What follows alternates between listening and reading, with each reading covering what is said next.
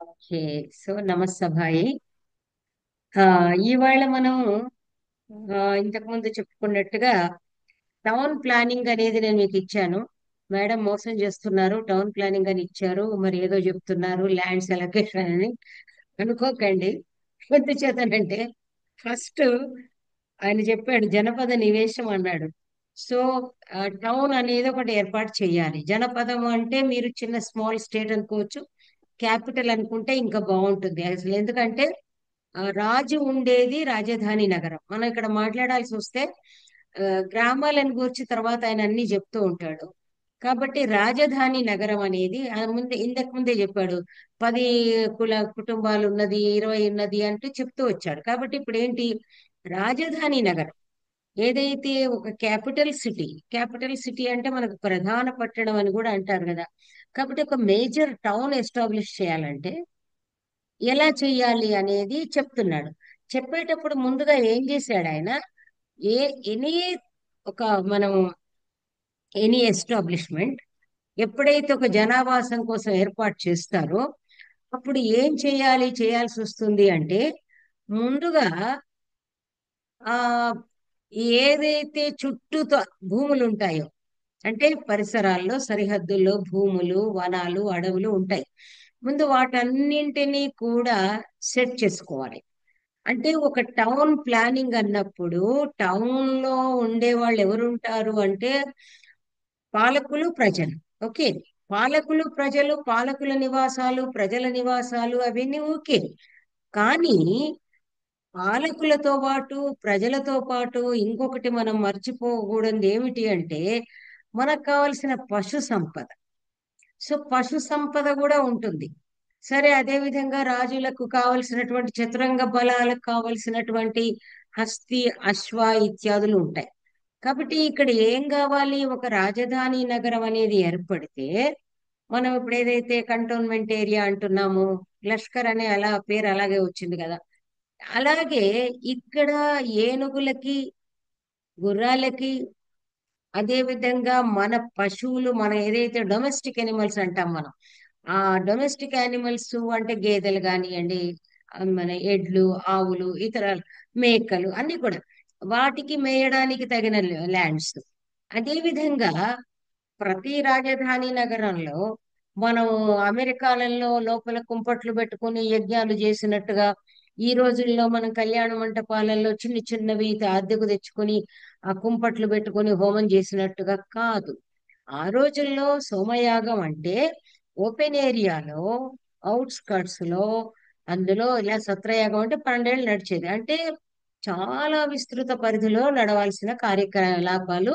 ఆ స్మోక్ అదంతా కూడా వెళ్ళాలి. ఇప్పుడు పెళ్లిళ్ళలో ఏసీ హాల్లో పెళ్లి చేస్తాము, అది కాస్త మనం ఆ పొగ అది రాకూడదు, కాసేపు ఆపేయాలి. ఇదంతా ఈ గందరగోళం లేకుండా నిజం చెప్పాలంటే ఇది మన పాసింగ్ రెఫరెన్స్ గా మాట్లాడాలంటే ఆ పట్టణే పాదమాచారం అంటే పట్టణాల్లో 1/4 అంటే మన 1/4 పావుభాగం ఆచారం పాటిస్తే చాలు అన్నారు.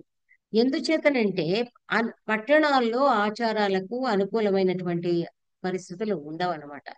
అందువల్లనే యజ్ఞయాగాదులు అనేది చేసేవాళ్ళు ఏదో ఒక సింబాలిక్ గా చేసుకుంటారు కానీ అసలు నిజం చెప్పాలంటే యజ్ఞయాగాదులు ఇప్పుడు అమెరికాలో చేస్తున్నారు. కానీ మీరు మనుస్మృతి ఇత్యాదులు చదివినట్టయితే అక్కడ ఎక్కడైతే కృష్ణసార మృగం నడుస్తుందో అక్కడ దశ యజ్ఞయోదేశ అంటాడు. మను ఆ దేశాన్ని విభజిస్తాడు. ఏది యజ్ఞ దేశము, ఏది ఆర్యావర్తము, ఏది దక్షిణావర్తము, ఇవన్నీ కూడా చాలా బాగా చెప్తాడు. కాబట్టి మీకు ఎక్కడైతే సోమలత దొరుకుతుందో, ఎక్కడైతే ఆ కృష్ణసార మృగం దుప్పి కొమ్ముతోటి ఇదంతా చేసుకోవడం అంతా మీరు చూశారు. చేత్తోను వాటితోను ఇది కాకుండా దురద వస్తే దుప్పి కొమ్ముతో ఇవి ఇత్యాదులు చాలా ఉన్నాయి. సో వీటన్నిటికీ తగిన నార్త్ అన్నమాట. సౌత్ లో మీకు అనేది చాలా తక్కువ. కాబట్టి ఏ ప్రాంతంలో ఉంటారో అది ఆ రకమైనటువంటి ఆచారాలను ఆ రోజుల్లో పాటించేవాళ్ళు. ఈ రోజుల్లో దానివల్ల ఏదో పుణ్యం మాకు దక్కకుండా పోతుంది అని హడావిడి పడిపోతున్నారు. అది అఫ్ కోర్స్ మన మన చర్చనీయాంశాల్లో అది అప్రస్తుత అంశం, కానీ తెలుసుకోవాలి కాబట్టి నేను ఇక్కడ ప్రస్తావిస్తున్నాను. అందువల్ల ఇది ఎందుకు అంటే దీనికి ఇదంతా కూడా మనం చదువుకోబోయేదానికి ఉపోద్ఘాతం. ఎందుచేతనంటే ముందుగా ఏం చేయాలంటున్నాడో అది చూద్దాం. ఆచార్య కౌటిల్యుడు ఎంత దూరదృష్టితో చెప్తున్నాడో మీరు ఎక్కడ మీకు కనబడదు. ఇది మీరు మనుస్మృతి తీసుకోండి, యాజ్ఞవల్క్య స్మృతి తీసుకోండి, ఎనీ ధర్మశాస్త్రం కోడ్ ఆఫ్ కండక్ట్ తీసుకోండి, మీకు ఎక్కడా కనబడదు. ఏమన్నా కావాలంటే ఇలాంటివి ఏవైనా డిస్కషన్స్ ఉంటే మహాభారతంలో దొరుకుతాయి కానీ మీకు రామాయణంలో కానీ అసలు భారతీయ వాంగ్మయంలో ఎక్కడా దొరకని మెటీరియల్ అంతా మీకు అర్థశాస్త్రంలో దొరుకుతుంది.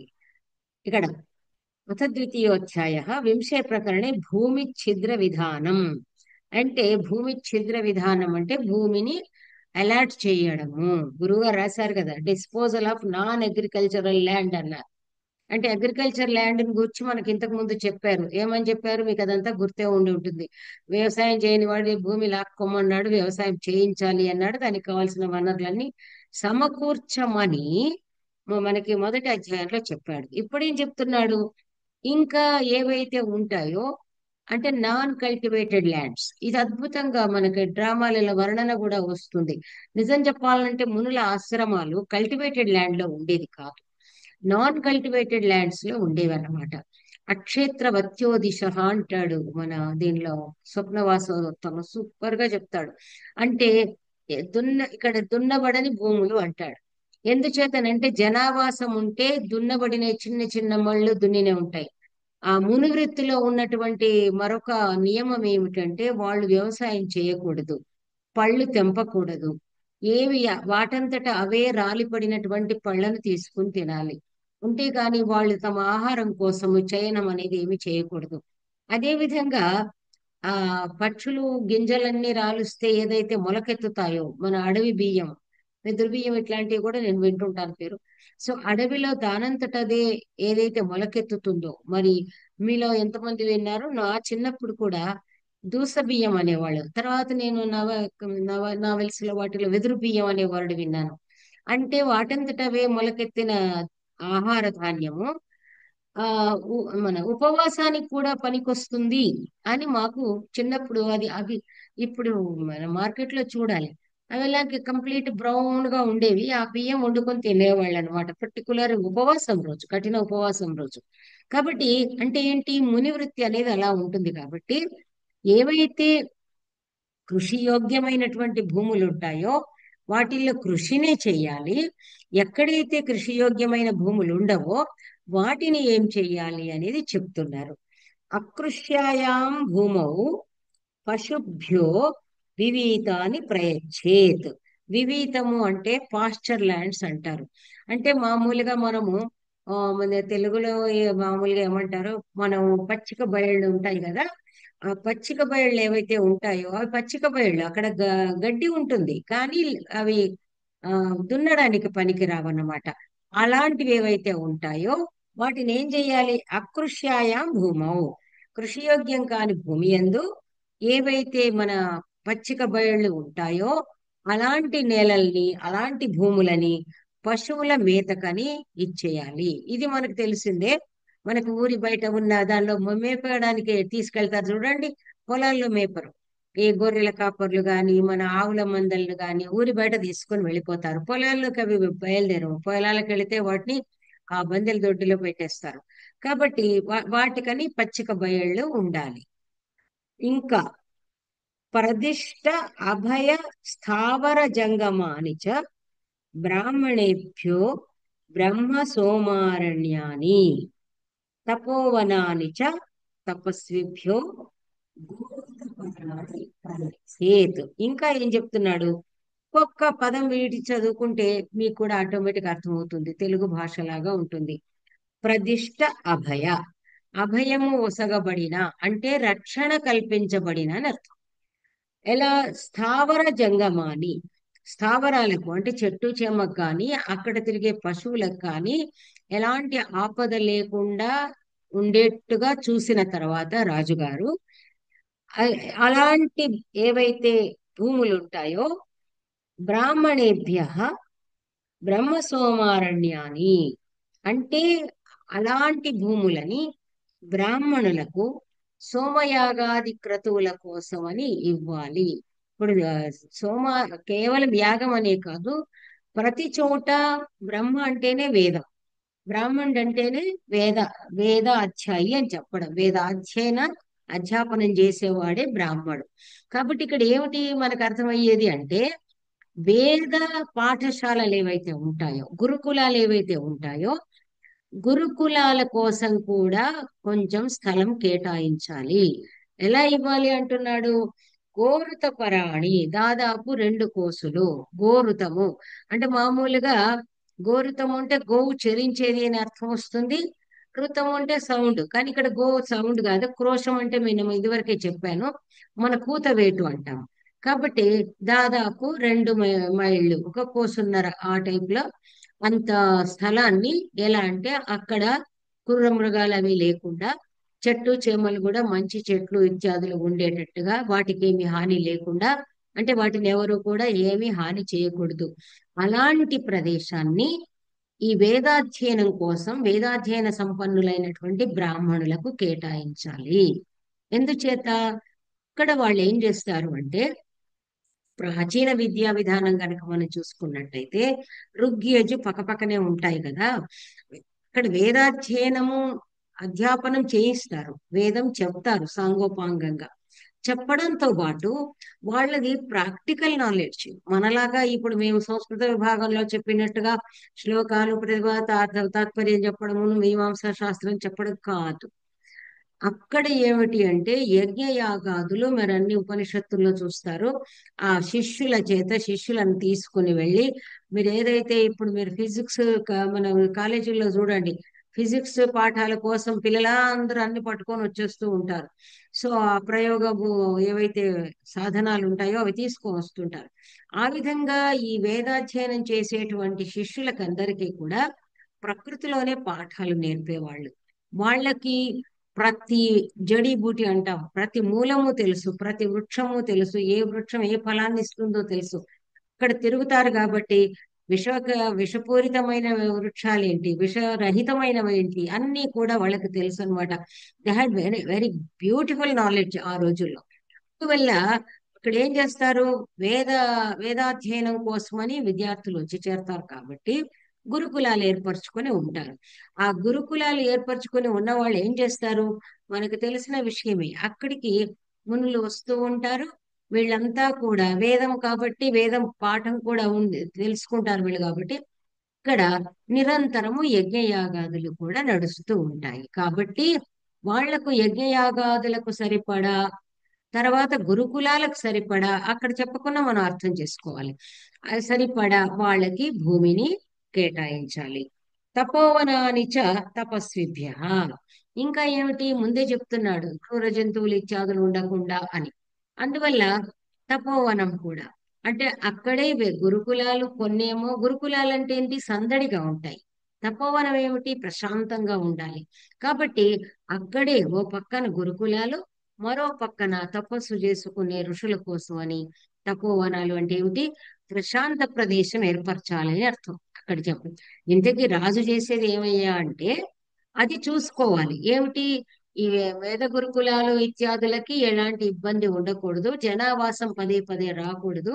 మీరు కనుక ప్రాచీనమైనటువంటి సంస్కృత నాటకాలు, తెలుగులో అయితే ఐ డోంట్ నో, కానీ సంస్కృత నాటకాలు చదివినట్టయితే ఈ రాజకుమార్తెలు రాకుమారులు కూడా అక్కడే చదువుకునే వాళ్ళు. వాళ్ళకు మేము రాకుమారులమన్న సంగతే మర్చిపోయేట్టుగా ఉండేది. బాణుడి కాదంబరి గనక మనం చూసినట్టయితే అందులో చెప్తాడు, చంద్రాపీడ చరిత్రలో అన్ని చెప్తాడు. అంటే వాళ్ళు వాళ్ళ విద్యాభ్యాసం వరకు కూడా వాళ్ళు సామాన్యుడిలాగా జీవిస్తారు. బోర్డింగ్ అంటాం కదా, ఇప్పుడు మనం ఏదో హైదరాబాద్ పబ్లిక్ స్కూల్ ఓన్లీ ఏఎస్ పిల్లలు చదివే వాళ్ళని మీరు నేను విన్నాను అట్లీస్ట్. కానీ అలా కాదు, రాకుమారుడు కూడా అందరితో పాటు చదివేవాడు. ఇక్కడ వీళ్ళ కోసం అని స్పెషల్ గా Delhi public school, Hyderabad public school, మరొక స్కూల్ అలా లేదు. శ్రీమంతుల కోసం అని ఏర్పరిచింది లేదు. It was common to all అన్నమాట. ఆ విధంగా అలా ఏర్పాటు చేయబడినవి ఉండేవన్నమాట. అందువల్ల అక్కడ వాళ్ళ దగ్గరికి వాళ్ళు వచ్చి ఏం అవసరాలు కావాలి అనేది వాళ్ళు రాయల్ సపోర్ట్ ఉండేది. రాజుగారు వాళ్ళకి కావాల్సినవి ఏమన్నా ఉన్నాయా అని వచ్చి వాళ్ళు అడుగుతూ వెళ్ళేవాళ్ళు. ఇదంతా కూడా మనకి ఎలా ఉంటుంది అంటే లక్ష్య లక్షణ సమన్వయం. అర్థశాస్త్రం ఒక విషయం చెబుతుంది అంటే మీకు ఇక్కడ దృష్టాంతాలు కనబడవు, ఉదాహరణలు దొరకవు.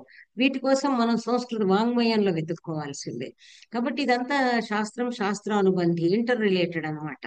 అందువల్ల అలా మనం చూసుకున్నప్పుడు తపస్వి వరాలు ఇక్కడ ఉంటాయి, అక్కడ ఎవరు వెళ్ళరు. ఏదో మరీ ప్రత్యేకించి వెళ్ళాల్సి వస్తే తప్ప వాళ్ళ దగ్గరికి వెళ్ళరు. ఈ సందడి వేరు. ఎందుకంటే గురుకులాల్లో పిల్లలు ఆటలు పాటలు కేరింతలు కోలాహలాలు, అనధ్యయన దివసాల హాలిడేస్ ఉండేవి. చక్కగా ఏదో పశువులతో అవన్నీ కూడా అలాంటివి కూడా మనకు ఉత్తర రామచరిత్ర లాంటి వాటిల్లో మనకు వర్ణన తెలుస్తుంది. మీలో కొందరు చదువుకున్న వాళ్ళకి అది అర్థమవుతుంది. అందువల్ల ఇలా ఇవ్వాలి. ఇప్పుడు ఇంకేం చేయాలి? తావన్ మాత్రం, అంతే ఏరియా. అంటే ఏదైతే గోరుతం అన్నాడో అంతే దానిలో, అంటే దాదాపు 2 మైళ్ళు, ఒక కోసున్నర ఆ, ప్రా- ఏరియాలో, పరిధిలో ఏకద్వారం, ఒకటే ఒక ద్వారం ఉండాలి. ఖాతగుప్తం, దానికి ఏం చేయాలి? చుట్టూ కందకం లాంటివి ఏర్పాటు చేయాలి. అంటే ఎందుకు? ఒకే ద్వారం ఉంటుంది, ఎంట్రీ రిస్ట్రిక్టెడ్ ఎంట్రీ అని అర్థం. చుట్టూ కందకం పెట్టి ఒకటే పెట్టారు అంటే వితౌట్ పర్మిషన్ నో ఎంట్రీ. చుట్టూ అగడత ఉంటుంది, దానిలో నీళ్లు నింపుతారు. దానిలో ఉండాల్సినటువంటి ఏవైతే ఉంటాయో జల జంతువులను ఉంచుతారు. ఎవరు పడితే వాళ్ళు రాకుండా ఉండడానికి. ఎందుకు అనేది ముందు తెలుస్తుంది మీకు. ఖాతగుప్తం. ఖాతం అంటాం మనం, అది తవ్వబడింది. ఖన ఖననం అన్నమాట, తవ్వడం. కాబట్టి ఖాతం అంటే తవ్వబడినది. ఖాతగుప్తం అంటే దాని నుంచే వచ్చింది కందకము. అంటే ఈ అలా వచ్చేసి ఖందకము అని వచ్చేసి కందకం అయ్యిందేమో, తెలుగులో మనం కందకం అంటాం. ఖాతం నుంచి వచ్చింది అగడ్త. అగడ్త అనే వర్డ్ ఉంది కదా, అఖాతం నుండి అగడ్త అని వచ్చింది అనమాట. కాబట్టి ఆ విధంగా స్వాదు ఫల గుల్మ గుచ్ఛం అకంటికి ద్రుమం ఉత్తానతోయాశయం దాంత మృగ చతుష్పదం భగ్న నఖ దష్ట్ర వ్యాలం మార్గాయుక హస్తినీ కలభం మృగవనం విహారార్థం రాజ్ఞ కారయేత్. ఇంత హడావిడి ఎందుకయ్యా అంటే, రాజ్ఞ విహారార్థం వనం కారయేత్, రాజు విహారం కోసమని ఒక భద్రమైనటువంటి ఒక వనాన్ని, విహార వనాన్ని ఏర్పాటు చేయాలి. ఆ వనం ఎలా ఉండాలి అంటే దాదాపు 2 మైళ్ళ విస్తీర్ణంలో ఉండాలి. దానిలో ప్రవేశించడానికి ఒకే ద్వారం ఉండాలి. చుట్టూ అగడత ఉండాలి, చుట్టూ కందకం ఉండాలి. ఆ తర్వాత ఇంకా ఎలా ఉండాలి? దాని లోపల స్వాదు ఫల గుల్మ గుచ్ఛం, అక్కడ చాలా రుచికరమైనటువంటి పళ్ళు ఇచ్చేవి, తర్వాత మంచి పొదలు, తర్వాత గుచ్ఛము, పూల గుత్తులు ఇత్యాదులు ఉండేవి. గుల్మము అంటే చాలా అర్థాలు ఉన్నాయి. యాక్చువల్ గా ఒక క్లస్టర్, ఒక గుత్తి అన్నమాట. గుచ్ఛం అంటే పుష్పగుచ్చం మనకు తెలిసిందే. కాబట్టి ఫలగుల్మ గుచ్ఛం అంటే చక్కటి పళ్ళతోనూ పూలతోనూ ఉండేటువంటి గుత్తులు గుత్తులుగా ఉండే వృక్షాలతో ఉండాలి. అకంటకి ద్రుమం అంటే ముళ్ళు లేనటువంటి చెట్లు, ముళ్ళు లేకుండా కంటకావృతం కాని చెట్లు ఉండాలి. ఎలా ఉండాలి? మంచి పళ్ళు, తర్వాత పువ్వులు ఇత్యాదులతోటి, చిట్టి చిట్టి పొదలు, ఇవన్నిటితోటి ఉండాలి. ఉత్తాన తోయాశయం. ఇక్కడ ఉత్తాన తోయాశయం అంటే మనం ఆల్మోస్ట్ లైక్ పూల్ అని అంటాం కదా మనం, పాండ్స్. ఇక్కడ చెరువు అన్నారు, చెరువు కాకుండా యాక్చువల్ గా మనకు నీళ్లు పైకే ఉండేవి, అంటే లోతు లేనిది. నీరు పైకి ఉండేది అంటే అర్థం ఏమిటి? అంత అగాధంగా లేనిది, లోతుగా లేనటువంటిది. దట్ ఈస్ కాల్డ్ కొలనులు అన్నమాట, పాండ్స్. చిన్న చిన్న చిన్న చిన్న కొలనులు అన్నమాట. మనకు మామూలుగా నీటి పక్షులు తిరగడానికి చాలా చక్కగా, మనకి ఒకవేళ రాజుగారు గాని ఎవరు గాని దిగినా కూడా ఏమాత్రం ఇబ్బంది లేకుండా ఉండడానికి ఉండేటువంటి జలాశయాలు ఏర్పాటు చేయాలి. అంటే అన్ని పాండ్స్ మనం చూడండి పార్కుల్లో. ఇప్పుడు మీరు ఏదైనా సరే ఇందిరా పార్క్ అని ఏది కానీ చూడండి, చిన్న నౌక విహారం పడ్డా కూడా వాడికి ఏమి ప్రాణహాని ఉండదు. సో కొంచెం అంతగా లోతు లేని ఉంటాయి, లైక్ స్విమ్మింగ్ పూల్ లాగా అన్నమాట. సో అలాగా ఉండాలి. అంటే దీన్ని బట్టి మనకు ఇప్పుడు ఏది కొత్తది కాదు. ఇప్పుడు ఏదైతే మనకి ఇలా చూస్తున్నామో ఆహా ఊహో అని నోరెళ్ళ పెట్టుకోవాల్సిన అవసరం లేదు. ఇదంతా కూడా ఏన్షియంట్ కల్చర్ లో దొరికిందే. అది పరంపరగా సినిమాల ద్వారా, చరిత్ర ద్వారా, నవలల ద్వారా, వాటి ద్వారా సమాజానికి పరంపరగా అందుతుంది అని అర్థం చేసుకోవాలి. తర్వాత దాంత మృగ చతుష్పదం. దమ అంటే నియంత్రించడం, కంట్రోల్. మనం అందుకే ఇంద్రియ దమం అంటాం. కాబట్టి యమ అంటే మన ఇంటర్నల్ కంట్రోల్, దమ అంటే అణచడం. అందుకే దమన నీతి దమన కాండ అంటారు, అణచడం అనమాట. దాంత అంటే అణచబడిన, అణచబడిన అంటే టేముడు అనేది అంటారు కదా, మనం మచ్చిక చేయడం. ఎలా? దాంత మృగ చతుష్పదం, ఏదైతే మనకి అక్కడ ఉంటుందో. చతుష్పదం అంటే మన చతుష్పాత, నాలుగు కాళ్ళ జంతువులు ఏవైతే ఉంటాయో వాటన్నింటినీ కూడా, అంటే క్రూర మృగాలకైతే కూరలు తీసేయడము, గోళ్ళు తీసేయడము, వ్యాఘ్రాదులు లాంటి వాటిని, అంటే హానికారకమైనటువంటి ఏవైతే ఉంటాయో ఆ హానికారకమైనవన్నీ కూడా తొలగించిన జంతువులు ఉన్నటువంటి వనం అన్నమాట. భగ్న నఖ దంష్ట్ర వ్యాలం, అదే చెప్తున్నాడు. దంష్ట్ర అంటే కూరలు, కూరలు తీయబడిన, గోళ్ళు తీయబడినటువంటి క్రూర మృగాలు. అందులో క్రూర మృగాలు ఉండాలి మళ్ళీ, మనకేదో జూ పార్క్ లా. కానీ ఏమిటంటే అవి హానికరంగా ఉండకూడదు. మార్గాయుక హస్తిని కలభం మృగవనం విహారార్థం రాజ్ఞ కారయేత్. ఇక్కడ ఇంకా ఏమి చేయాలి అంటే, మామూలుగా ఆ, వీళ్ళు వేట, వేట అనే దానిలాగా విహారార్థం అన్నారు. కాబట్టి వేటకి వెళ్ళడానికి ఏదైతే అవసరం అవుతాయో అలాగా, అంటే చిన్నగా మామూలుగా వాటిని ఏదో కొంచెం తరుముకునేటట్టుగా అన్నమాట. అలాంటి హస్తిని కలభం. హస్తిని అంటే ఆడ ఏనుగులు, కలభం అంటే ఏనుగు పిల్లలు. అంటే అక్కడ ఏనుగులు, ఏనుగు పిల్లలు ఇవన్నీ ఉన్నటువంటి మృగవనం రాజ్ఞ విహారార్థం కారయేత్. అంటే ఏమిటి అక్కడ? మామూలుగా వీళ్ళు ఏదైతే పరిగెడుతూ ఉంటారో, మా అక్కడ విహారంకి వెళ్ళినప్పుడు అక్కడ అన్ని కూడా అలా తిరగడానికి, అంటే మనకు వనం అనే అనిపించాలి. అది మామూలుగా ఎలా ఉంటుంది అంటే, క్రూర మృగాలు ఉంటాయి, ఏనుగు లాంటివి ఉంటాయి, ఆ పిల్లలతో కూడా ఉంటాయి. అంటే ఇది వేటకు అన్నట్టుగా ఉంటుంది, కానీ అది వేట కాదు, విహారార్థం అన్నాడు. వేటకు అనేది సాధారణంగా ఎలా వెళ్ళాలనేది మనకు చూపించాడు ఇంతకు ముందు దానిలోనే. రాజు వేటకు వెళ్ళినప్పుడు ఎలా వెళ్ళాలి, ఏం చేయాలి, ఎవరెవరిని తీసుకెళ్ళాలి అనేది మనం డిస్కస్ చేసుకున్నాం. కాబట్టి ఇక్కడ రాజుకి ఇది విహారవనము. ఆ తర్వాత మనకి ఇప్పుడే తెలుస్తుంది, ఇంకా ముందు కూడా చెప్పబోతాడు, ఎన్ని రకాల వనాలు ఉంటాయి అనేది కౌటిల్యుడు చాలా బాగా చెప్తాడు. ఎందుచేతనంటే మనం అన్నిటికీ గార్డెన్ గార్డెన్ గార్డెన్ అంటాం, కానీ మనకి ఒకసారి కనుక పరిశీలించినట్లే అర్థశాస్త్రం చదివితేనే మనకు ఐడియాలు వస్తాయి. ఏమని? పబ్లిక్ గార్డెన్ అన్నారు. పబ్లిక్ గార్డెన్ అంటే ఏమిటి? అది కేవలం ఎవరైనా కూడా రావచ్చును, ఎంజాయ్ చేయవచ్చును, పబ్లిక్ గార్డెన్. జూ పార్క్, అందులో ఓన్లీ యానిమల్స్ ఉంటాయి, అది కూడా దర్శనార్థం వెళ్ళొచ్చును. ఆ, అన్ని మృగాలన్నింటినీ ఉంచబడతాయి. That is nothing but, actual గా ఇక్కడ చెప్తాడు అభయవనం, మృగవనం. అది అది కూడా ఆ టాపిక్ రాబోతుంది. ఉపవనం. ఉపవనం అంటే మనకి నగరానికి దగ్గరగా ఉండేది, అంటే నగర పొలిమేరల్లో ఉండేదాన్ని ఉపవనం. ప్రమదావనం, ఆడవాళ్ళకని, ఓన్లీ ఆడవాళ్ళే. మనకి సారంగధర లాంటి సినిమాలు చూస్తే దానిలోకి పురుషులు ప్రవేశించకుండా ఉండేది ఏదైతే ఉంటుందో అది ప్రమదావనం. ప్రమదావనం శీర్షిక కూడా వచ్చేది ఒకప్పుడు ఆంధ్రపురంలో దేనిలో.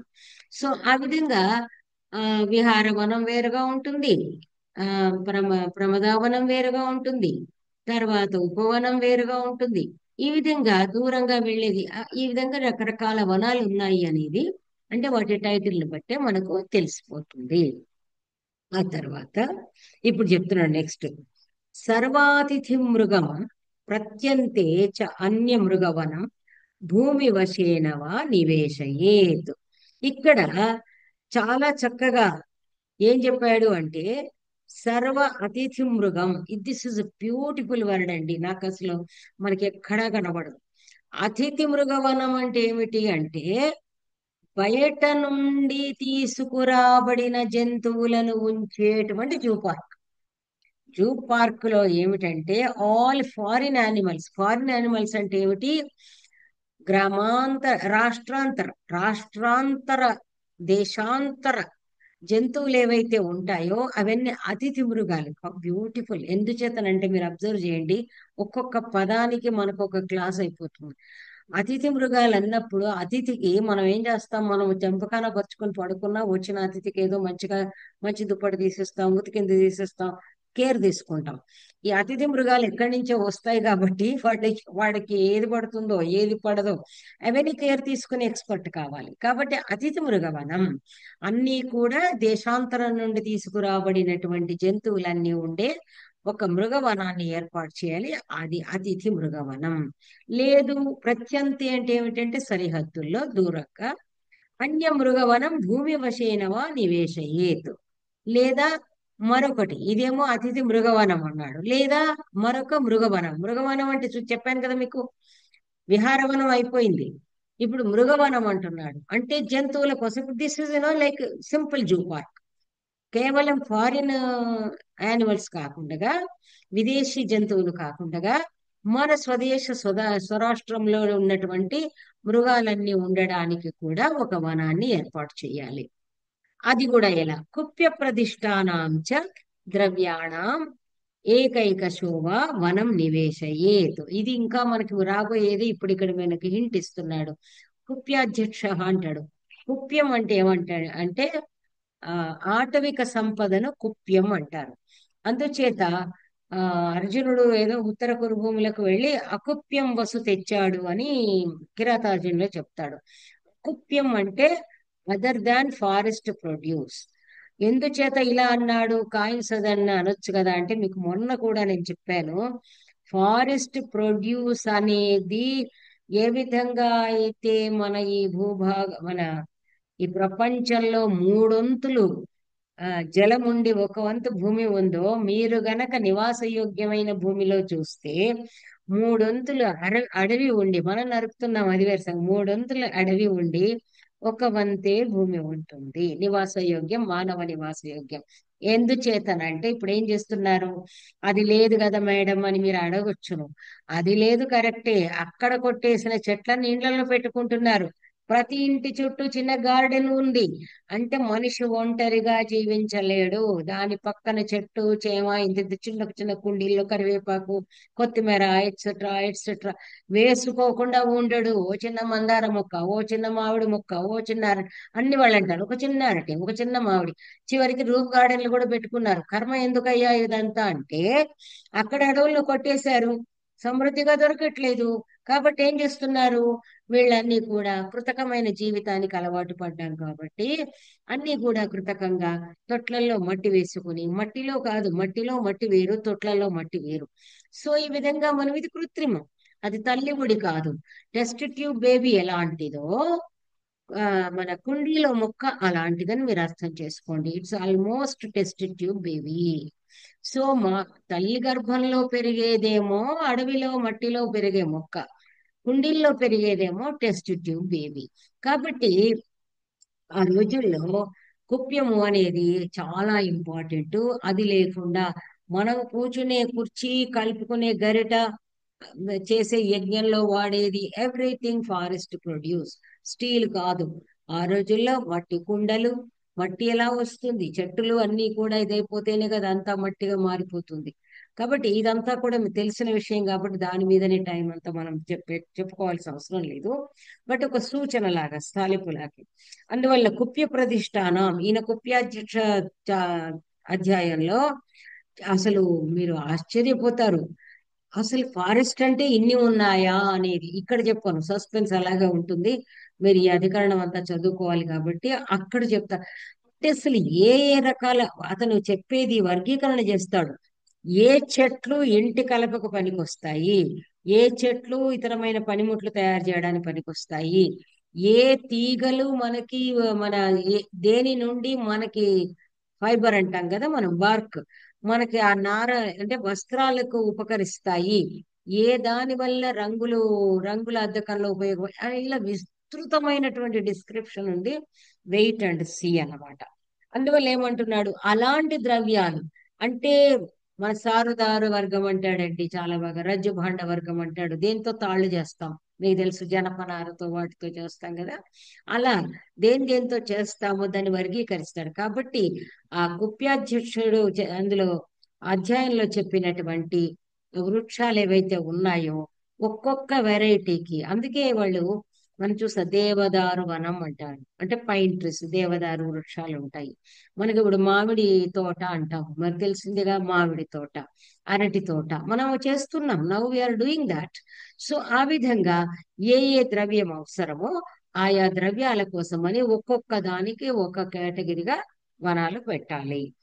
తర్వాత ద్రవ్య వన కర్మాంతాన్ అటవిశ్చ ద్రవ్య వనాపాశ్రయా. ఇంకా పాపం ఏమంటున్నాడు ఇక్కడ, ఆ ద్రవ్య వన కర్మాంతాన్ అంటే ద్రవ్యము, ద్రవ్యవనము, కర్మాంత అంటే ఆ కర్మాగారాలు. కర్మాంతం అంటే గుర్తుపెట్టుకోండి, కర్మాగారాలు అన్నమాట, పని చేసేవి. అక్కడ అటవిశ్చ, తర్వాత అరణ్యాలు, ఇవన్నీ ఏవైతే ఉంటాయో అక్కడ ద్రవ్య వన అపాశ్రయా. ఇక్కడ అపాశ్రయా అంటే ఆశ్రయము లేని వాళ్ళు, నిరాశ్రయులైన వాళ్ళు. అంటే ఎవరైతే నగరాలలో నివసించారో, ఎవరికైతే వేరే ఆశ్రయం లేదో వాళ్ళు ఎక్కడ ఉంటారు? ఈ ద్రవ్యవనాల్లో, ద్రవ్యవనాల్లో ఉంటారు. ఇక్కడ కర్మాంతాలు అంటే ఏమిటి అని మీరు అడగండి, బికాస్ ఫ్యాక్టరీ అంటే ఏమిటి? పని నడిచే చోటు కదా.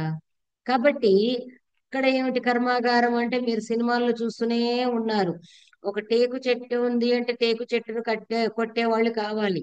అక్కడే ఉంటారు వాళ్ళు. అక్కడక్కడే ఉండకుండా హైదరాబాద్ నుంచి 300 కిలోమీటర్లు నడిచిపోరు, వెళ్ళరు. అదే విధంగా టేకు వృక్షాలు, గంధపు చెక్కలు, ఇవన్నీ కొట్టేవాళ్ళు. తేనె పట్టులు పట్టేవాళ్ళు. ఈ విధంగా మీరు తీసుకున్నారంటే మామూలుగా మా అది ఏనుగు దంతాలకు ఇది ప్రత్యేకంగా ఉంది, మృగ చర్మాలకు వేరే ఉంది. సో ఈ విధంగా ఏవైతే వనంలో లభించే ఉంటాయో ఆ వనంలో లభించే వాటిని దాని యొక్క కర్మ కర్మాగారములాగా, అంటే అక్కడ పని చేసేదానికి ఎవరు ఉంటారు అంటే, పని చేసేందుకు ఎక్కడైతే వాళ్ళకి ఆశ్రయం లేదు, నిరాశ్రయులు, వాళ్ళు ఆ అడవిని ఆశ్రయించుకొని అక్కడే పనులు చేస్తూ ఉంటారు. అలా ఉండేటట్టుగా చెయ్యాలి అని రాజుగారి యొక్క కర్తవ్యం. ఇప్పుడేదో మన వాళ్ళు మహా ఇదిగా పోడు భూములు అవి ఉన్నాయి, ఇవి ఉన్నాయి, వీళ్ళకి ఏదో చేస్తున్నారు, ఏమీ చేయట్లేదు. మీరు ఒకసారి చూసుకున్నట్టయితే ప్రాచీన కాలంలో ప్రతి వాళ్ళకి, కోయవాడికి పోయేవాడికి అందరికీ కూడా జాబ్, ఎంప్లాయ్మెంట్ ఉంది. అండ్ ఫైనాన్షియల్ ఆర్థిక సహాయం ఉంది. రక్షణ కూడా ఉంది. క్రూర మృగాలు వాటి నుంచి రక్షణ కూడా ఉంది. ఇవన్నీ చూసుకోవాలి. మళ్ళీ ఇప్పుడు చెప్తున్నాడు ఇంకా, ప్రత్యంతే హస్తివనం అటవి ఆరక్షం నివేశయేత్. ఇక్కడ ఏం చెయ్యాలి? ఆటవికులకు ఎంత ఇంపార్టెన్స్ ఉందో మీరు ఇక్కడ చూడాలి దీనిలో.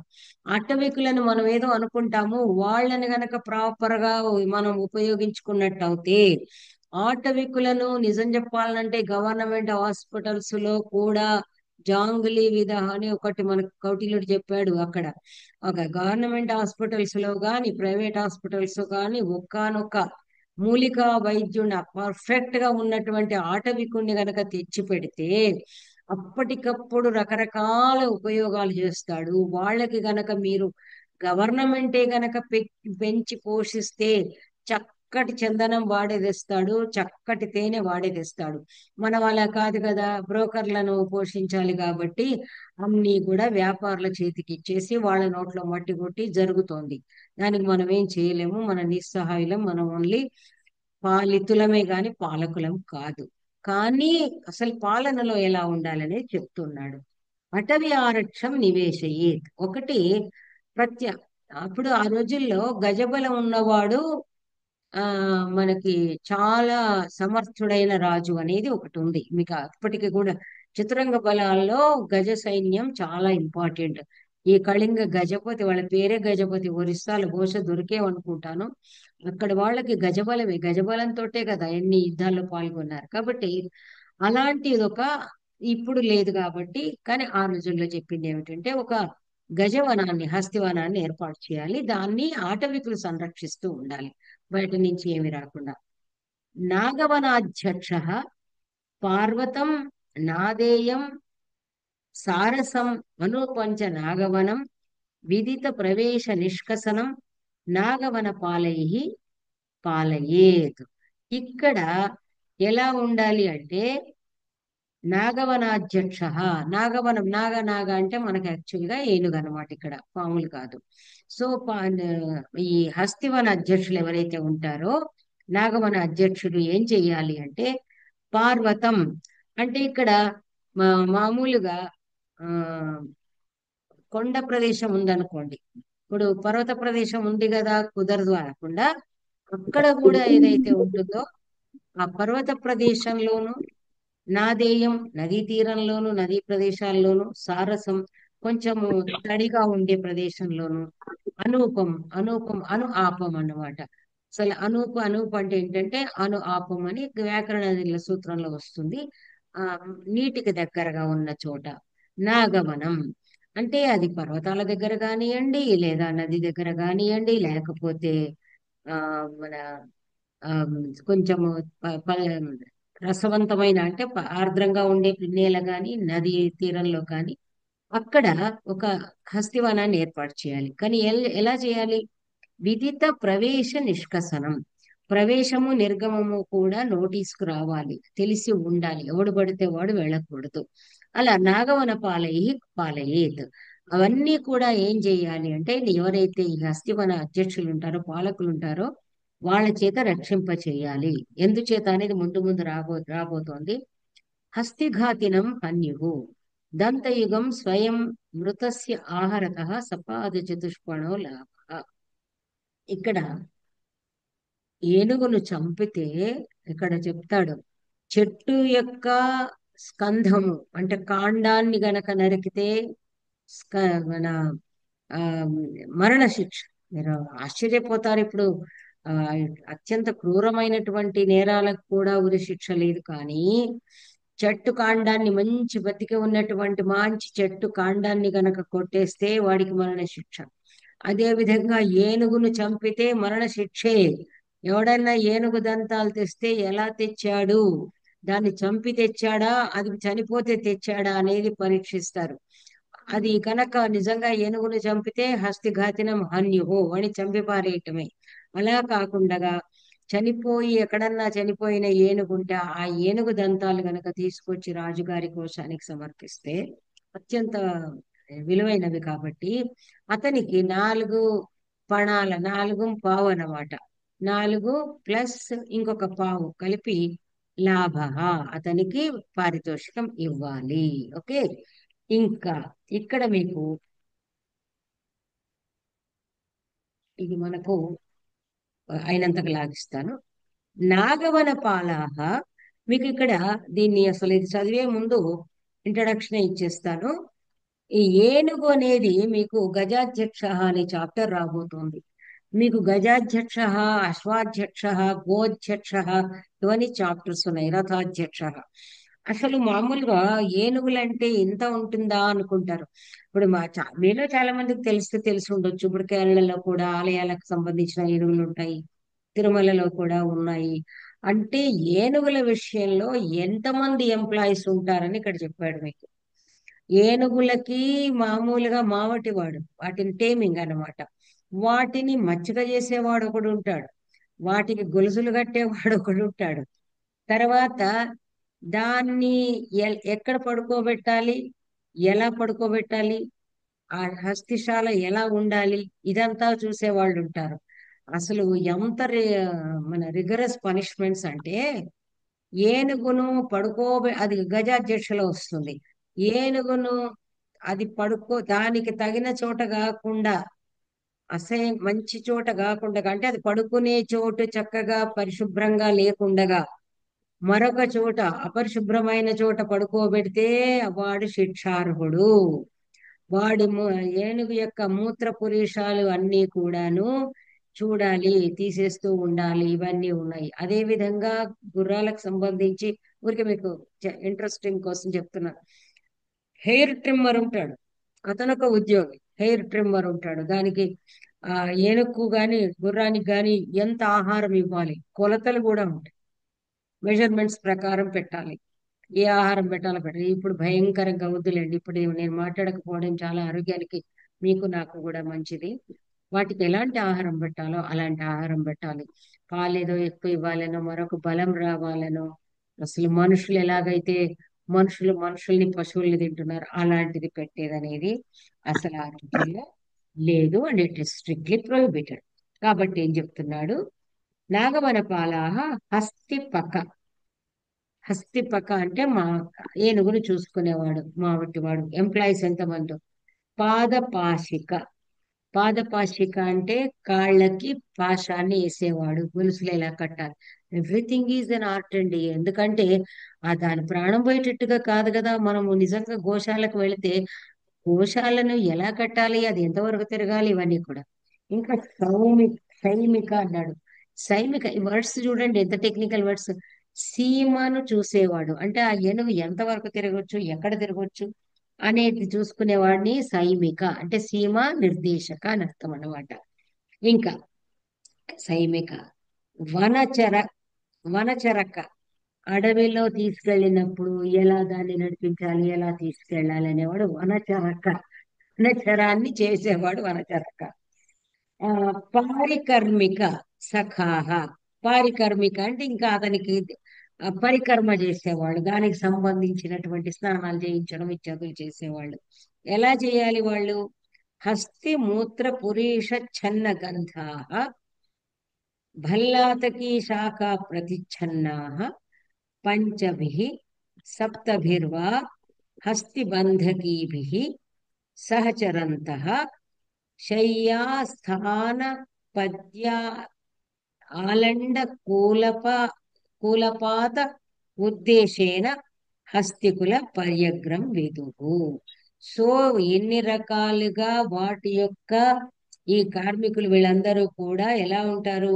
ఆ హస్తి మూత్ర పురుష చన్న గంధాహ అదంతా కూడా మనము మన డిస్కషన్ తర్వాత చూసుకుంటే నెక్స్ట్ క్లాస్ లో నెక్స్ట్ సెషన్ లో అయిపోతుంది అనమాట. సో నెక్స్ట్ దాంట్లో అయిపోతుంది. తర్వాత మనం ఎగ్జాక్ట్లీ టౌన్ ప్లానింగ్ వస్తాము. So I stop recording.